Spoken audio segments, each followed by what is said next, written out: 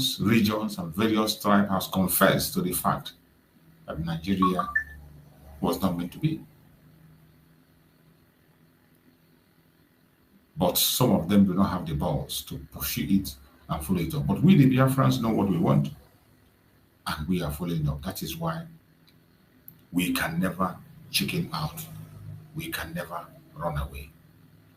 And I'm going to share some videos to confirm to you that some people, some other people who are not even Biafrans, are aware of this wickedness and trials. And they are joining their voice to our own voice also, so that it wouldn't be that only the Biafrans are speaking. That is why we bring you information from all angles. We bring videos made by Biafrans, videos made by non-Biafrans, so that you can begin to make your comparison. When you compare, you make your decisions, and you understand that whatever we, the Biafrans, are fighting for is not out of selfish interest, is not out of ignorance. It is what is right to do. And I want you to listen to this very video.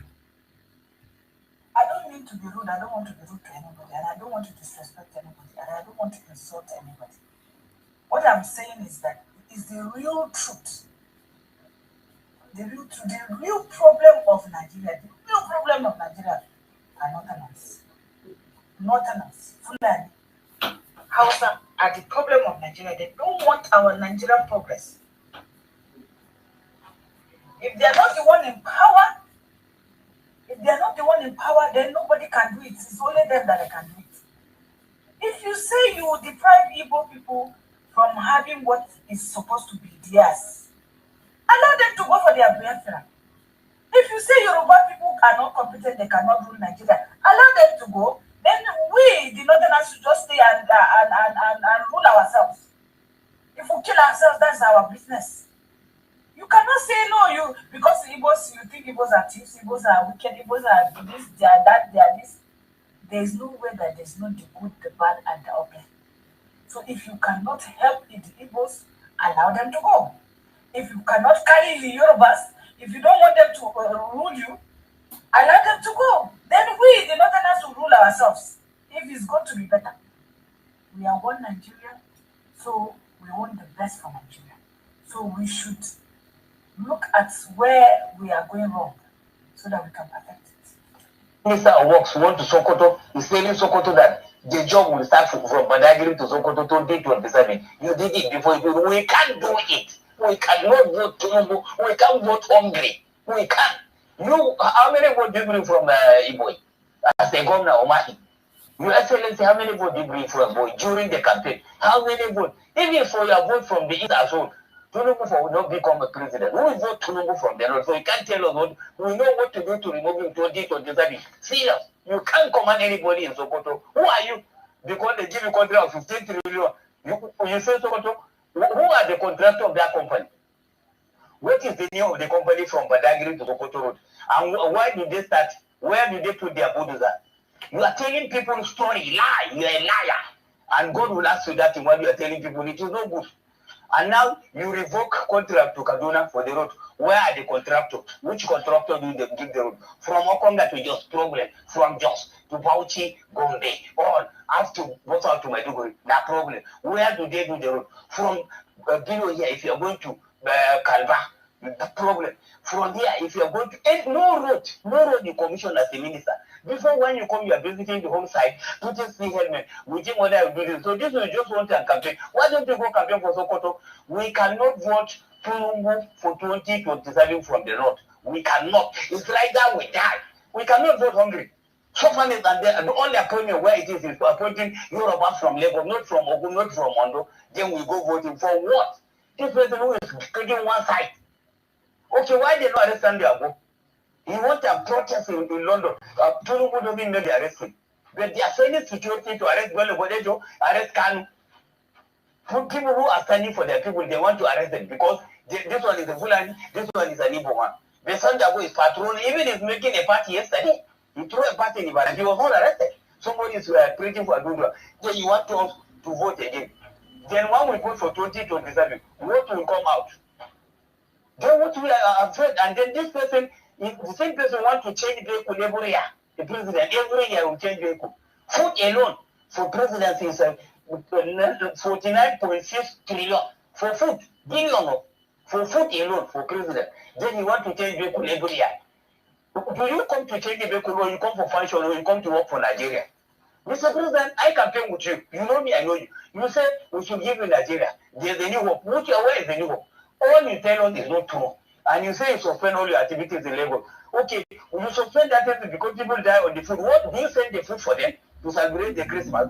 You have no activities there in Lagos. You just go there to rest. What's your activities? You say, just a pity, Your Excellency. You don't have any activities there. You go there to rest. And people die for hunger because they want to get the food. Do you send the food for those people so that brother can go for Christmas? No.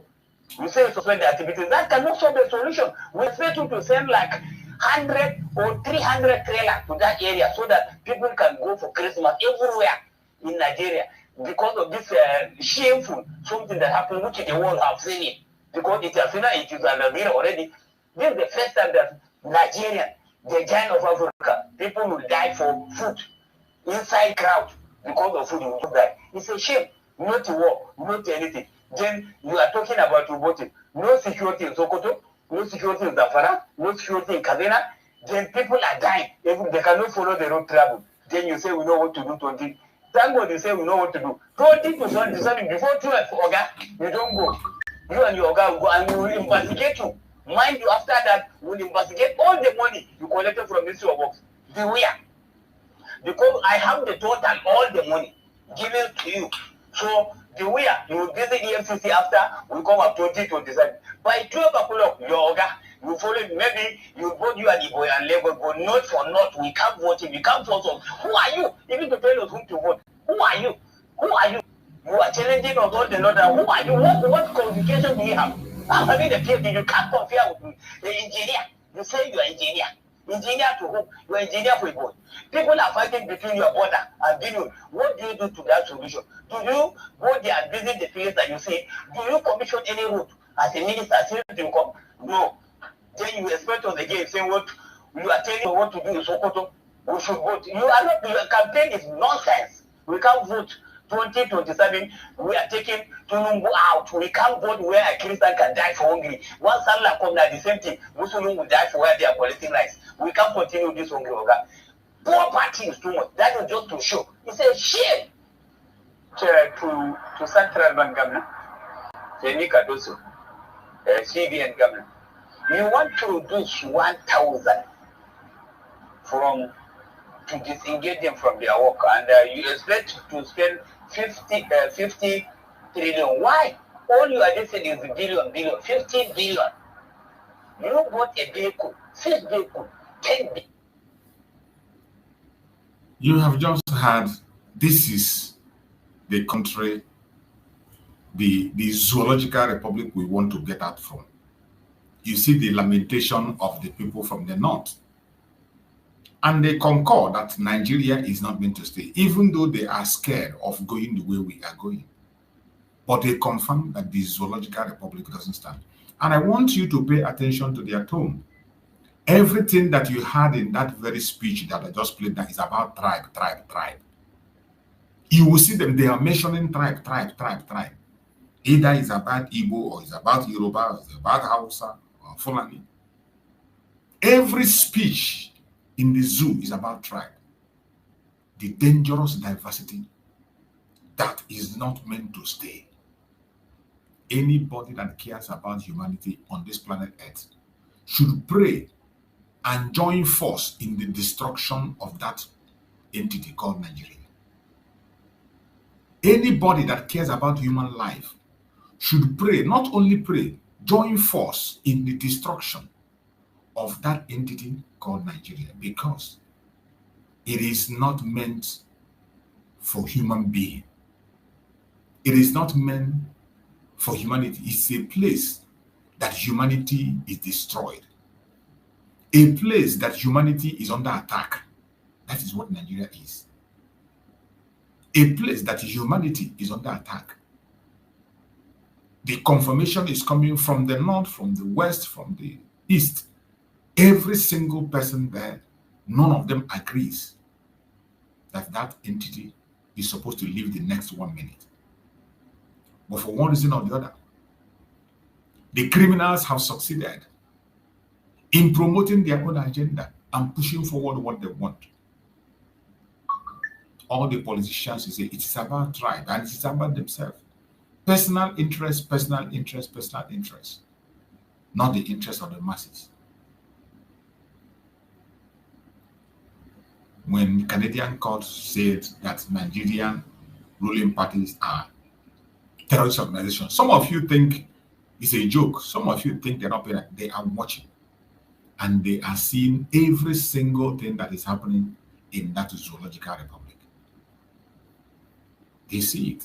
I am Najat Muhammad, the founder and chairperson board of trustees for the Northern Star Youth Initiative.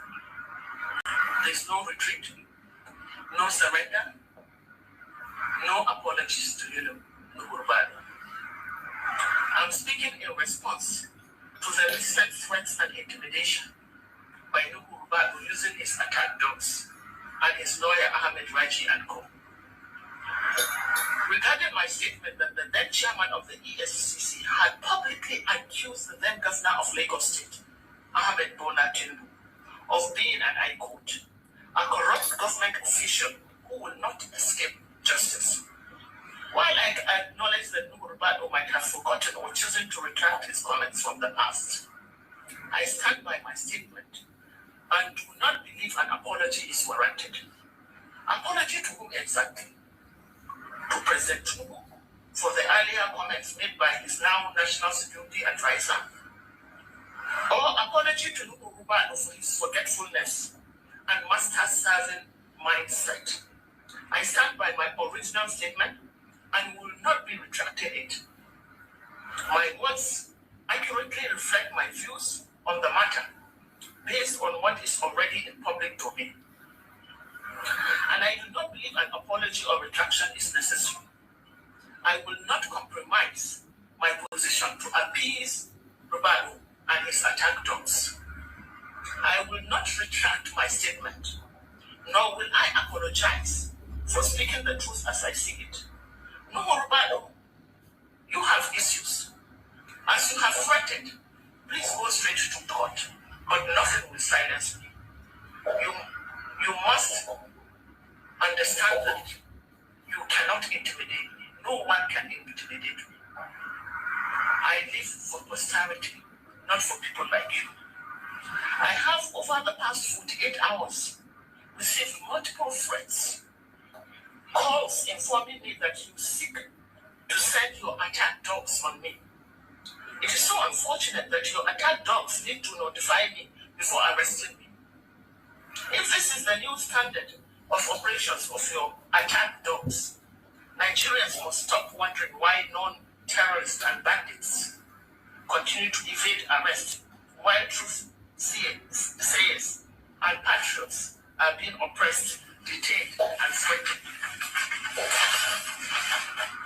Finally, I have just received reliable information that there is an existing attempt to subvert the judiciary for further intimidation, to force me into retracting my statement.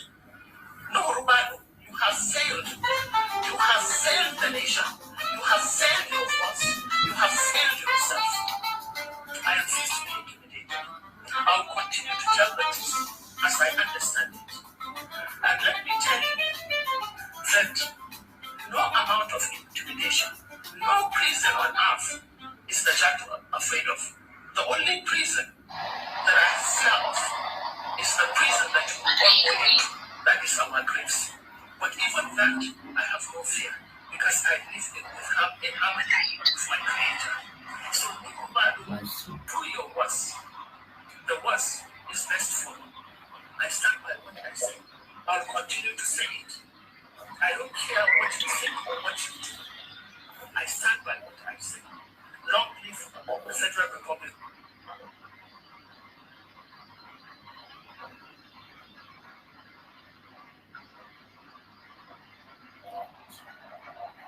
So you've had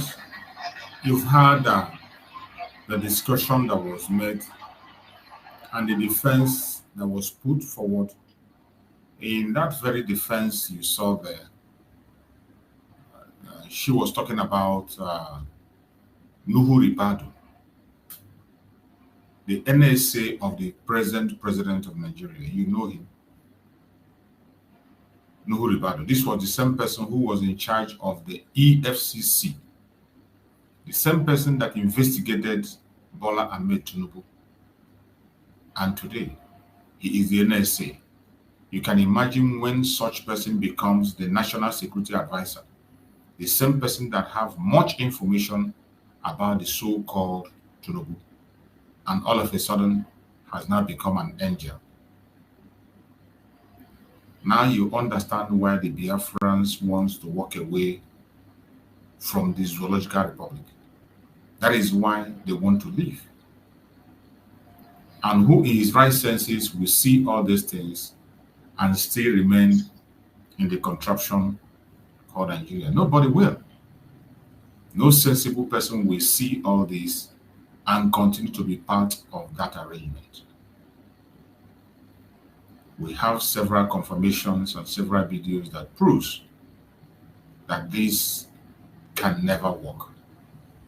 And what we are asking for and what we are crying for is actually what every other person is complaining about. It has never worked, and it will never work. Every time there is a plan to make the place succeed, the politicians and those who are in power make sure it doesn't succeed. And I want you also to listen to this very video of how they exploited the Ajakuta Steel program. I want you to pay attention. Listen to this. Telling them that, look, we are nearly completing the fund, but we cannot complete the 2% because we need the infrastructure set up. Because once the 2%, which is largely the blast furnace, once it's ignited, the blast furnace is to run for 18 to 25 years non-stop. That means many people say, why did the Russians really wanted the Jakarta to work? Why did they leave at 2%, at 98%? It's because if they had started, we would have had a wholesome damage. And for these 3 years, which was more than enough to have the infrastructure running, the roads, dredging. At that time, they even proposed the dredging of River Niger, but not one letter was responded to, and they had to leave. It was a sad experience, they had to leave. It was more sad because, like I said, people like me, many Russians that came to Nigeria and got married to Nigerians, they were separated. My mother till today does not even have a Nigerian passport, even though my father wasn't working for it, but the rules were not so prevalent.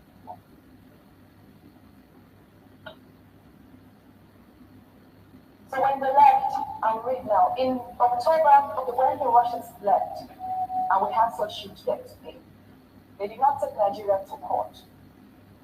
They kept us sending letters of reminder. How are you going to pay this? But most importantly, they reminded Nigeria, if you are interested in continuing the completion of your plans, let us know. We would come back. All we have to do is renegotiate.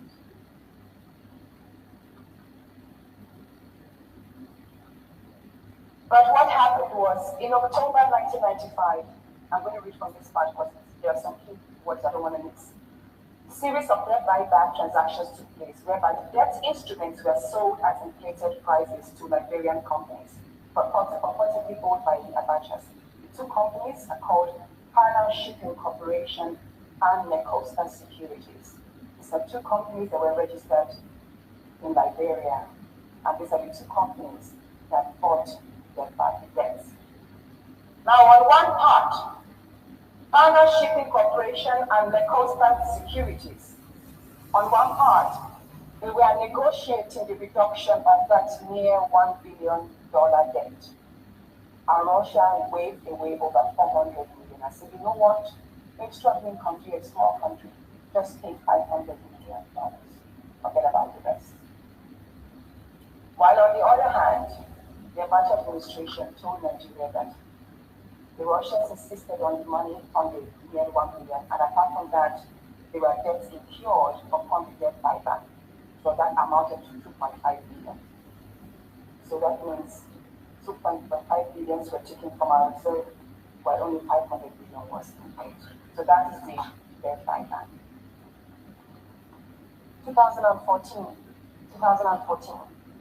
The Egyptian government embarked upon a huge project to dualize the Suez Canal.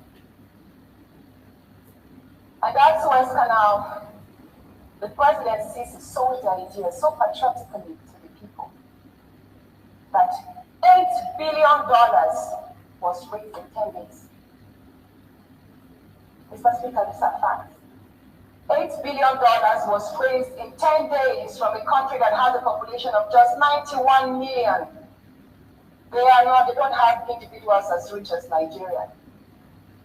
But what matters is leadership and the ability to connect to the people so that an average person on the street, the person roasting corn, the organizer, everybody will believe in this national dream. And the crime against Ajakuta is a crime against Nigeria. And there is no court, supposing this $525 million was actually an order of the greatest court on earth. Nigeria is a sovereign nation, and we decide to allow criminals or not to allow criminals into our land, whether they are nationals, Nigerians, or foreign. So, sir, it's actually Nigeria's duty to ensure that people who have committed crimes on this land are not holding our most precious assets. I also would say that Ajakuta and Itape must not be privatized or possession, but be owned 100% by the federal government of Nigeria and operated alongside the original builders only in areas of technical expertise. And once there is an absolute transfer of technology, the Russians can go.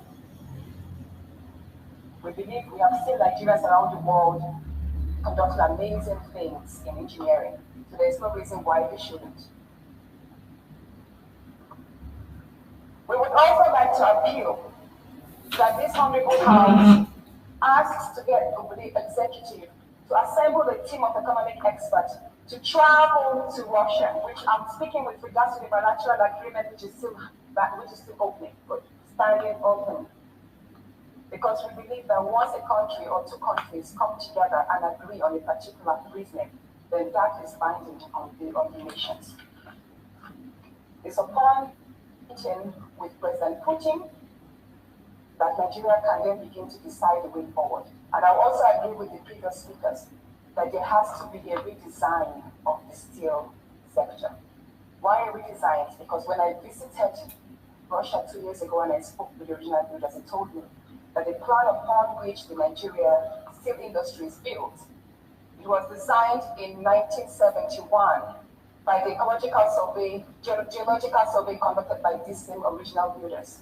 And they said by now, the advancement of technologies and innovation in the sector has caused the realization and usage of new materials which were ordinarily not known to them then. They also told me that we might be oblivious of the fact that Rolls-Royce today, the great Rolls-Royce, uses important alloys sourced from Kogi State, probably supplied by legal miners. But that is why I say it is very important that we call them back to conduct another survey, because probably in the modernization and upgrade of the plant, there could be new sectors that are injected, so that new minerals can be incorporated. Thank you. And I will say again that I know many will talk about why am I promoting Russia? Why am I not promoting China and India? With due respect to every country's steel capabilities, the greatest steel plants in China today and 5 of the biggest steel plants in India, citing Belial, which for the 12th consecutive year as one of the best steel plants in Asia, was built by this same company. So why is a very big question. What has Russia done, and why are we shying away from approaching the people who actually envisage this dream for competition? My Nigeria must be ready for sanctions. That's one thing I'm going to say. It's not easy to go against the Western Bloc. We must be ready for sanctions because at the end of the day, we must dream of a big, great Nigeria. Because for all it's worth, trade is always better than aid. Trade is always better than aid. Nigeria should position itself to be a country that will give other African countries aid. We should be the country that Ghana, Kenya, Somalia, Uganda, they run to for loans. Not all of us scrambling for loans from the Chinese. This very video exposes one of the greatest fraud in the Zoological Republic. You know, most of the videos I play here, some of you who are very interested in saga will not like it. Some of you who are interested in Basbos, you want to hear about your brother issue. But now, I am focusing on speaking to the international communities, more especially Finland, for them to know the reason why we don't want to be part of Nigeria. The Ajokuta Steel project is one of the greatest fraud committed against that Zoological Republic itself. Ajokuta Steel. And these are why we don't want to be part of this madness. And when I say there is nobody that is a Nigerian, all this fraud confirms it. That anything that will make the zoo to succeed, you will see people that will stand against it. The same people who are there, they will stand against it and make sure it doesn't work. Any move to make the zoo succeed, they will stand against it to make sure it doesn't see the light of the day. We don't want to be part of Nigeria. We don't want to be part of this madness. We have been there for too long. And that is why today the Biafran people are speaking and speaking loud. Nigeria is the only place where the citizens prefer to die in prison abroad than to come home. Nigerians prefer to remain in prison than to come back to Nigeria. Because they don't have a home. Anybody that have a home, as in also when they are chasing you outside, you run back to your home. That is what the right thing to do. But when you don't have a home, when they are chasing you, where are you going to run to? It is only Nigeria that their citizens are abroad. Instead of them to come back home, they prefer to jump from story building and kill themselves. Many have committed suicide just because they don't want to come back to Nigeria. They commit suicide. When the Biafrans are saying, we don't want to be part of this madness, it is not just because it is to save life. The only remedy to save life remains Biafra. Whether you like it, whether you don't like it, whether you get angry, you don't get angry. Listen. Anything to be as a citizen of this country. And teacher, when I was in the Algeria, Jenet, there is a state called Jenet in Algeria. They arrest us in desert. I was trying to escape through desert to Europe. That was answer. They take us to their cell, to their prison, after judging us, they take us to their prison. And teacher, do you know the way they take us? And teacher, they feed me as if I'm in my father's house. In the morning, they will give me rice. In the afternoon, they will give me. In the night, they will give me tea and bread. The next day, they will give me tea in the morning. In the afternoon, they will give me chicken, full chicken. We are many, Nigeria and many. And so when we are there, they ask us, which work will you like to learn? I learned Bama in Algeria prison, Jenet. I learned how to ban birds in 6 months when I was there. The day they want to send us, they want to deport us back to Nigeria. I was crying. I was telling them, no, I'm not going to be in this prison. I said, I don't mean to be in this prison. They said no. They said no. You must come back to our country. One of us was crying. Didn't put any furniture. Many people are learning how to share it up. This place of jobs in that prison. I think if they see me, I fall. If they see my friend, I say, God, in that prison, I'm living like a king. I think the people need to travel and see that we're blessed in our own country. We are suffering in Nigeria. I'm praying. Did you hear that? This is somebody who is testifying that he found himself in prison. Not even in Europe, in prison, in North Africa. This is not even Europe, North Africa. They had opportunity to learn work. They can eat their meals. And when they wanted to send them back and deport them after they have served, they don't want to go. That they prefer to remain back in prison than to go back to Nigeria. They prefer to, only Nigerian person can say that he prefer to be in prison. Look at the testimony of the guy. Listen to him, what he said. They want to deport us back to Nigeria. I was crying. I was telling them, no, I'm not going to be this prison. I said, I don't mean to be this prison. They said no. They said no. You must come back to our country. One of us was crying. They didn't have any furniture. Maybe I let have to return it to this person of God in that building. And if they see me, I fall. If they see my friend, I say, God, in that prison, I'm living like a king. I think the people need to travel and see that we're blessed in our own country. We are suffering in Nigeria. I praise Nigeria government. I've lost him. I've lost him. I've lost him. Someone said to me that he... You can imagine, this is North Africa, Algeria to be precise. In Algeria, prison. A Nigerian they want to deport him. He said no, they should leave them to remain in prison. There they are learning handwork. They eat their food. They live like kings. And when it comes to deporting them back to their country, they said no, they prefer to remain in prison. Only a Nigerian can prefer to be in prison abroad than to go back home. You see why it is necessary that Biafra break out of Nigeria? It is, you see why nothing will stop us from breaking out of Nigeria. Nothing. Nothing will stop us from breaking out from Nigeria. I've lost him. I've lost him. Someone said to me that he traveled through the desert and he was arrested in Tunisia, a Nigerian, and he said he was put in prison. Well, he said he was put in a place where they stored asylum, illegal migrants or something like that. And he told me, and his best experience was the food. He said it was how they were fed. He said they were fed. He said that he drank the given milk every day. Oh, wow. Yeah. So there's a prison in Venice. There's a prison in Venice.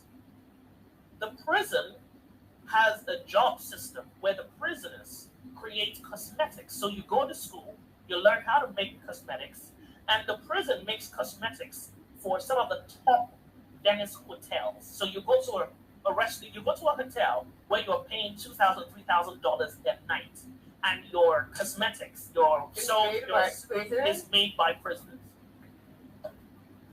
Did you hear that? Did you hear that? Did you hear that?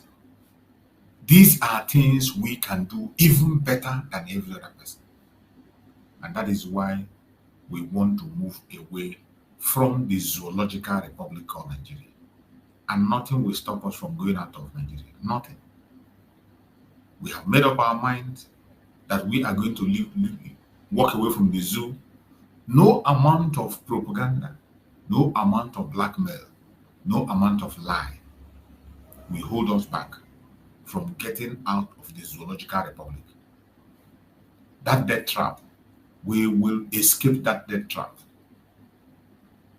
We will escape that death trap. No matter how they do it, no matter their lies, their propaganda, we must get out of it. And I want every one of you to listen to this very one. If you are a Biafran, you must prepare yourself. Prepare yourself. The message that our Prime Minister preached, and Mazi Kanu preached, was a message of defense, that we should defend ourselves. They are not the only one that's preaching it. Every region, every tribe is preaching the same message and going around with the same message.